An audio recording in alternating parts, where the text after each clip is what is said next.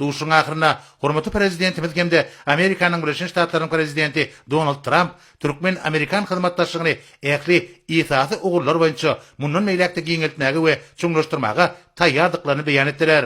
Sonra hormatly prezidentimiz Merkezi Aziýa Amerikanyň Birleşik Ştatlary formatynaky sammitde gatnaşdy.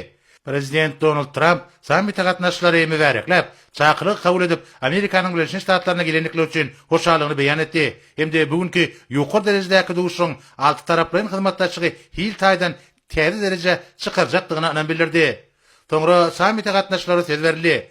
Hormatly prezidentimiz sammitde çykyş etmek bilen Merkezi Aziýa Amerikanyň Birleşik Ştatlary formatynaky sammitde gatnaşmaga çakyryk üçin prezident Donald Trump'a minnetdarlyk bildirip, bu formatyň düreden pursatyndan bäri gazanylan oňy netijeleri bellidi.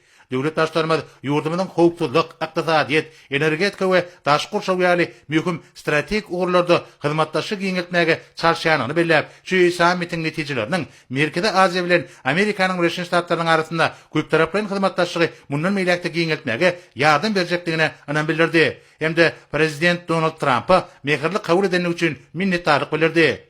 Şeýlekem döwlet başlarymyz Merkezi Aziýa Amerikanyň Birleşik Ştatlary formatynyň çäklerine hyzmatdaşlygyň sebitiň durnukly ötüşini üpçün etmäge ýardam berjekdigini aýtdy.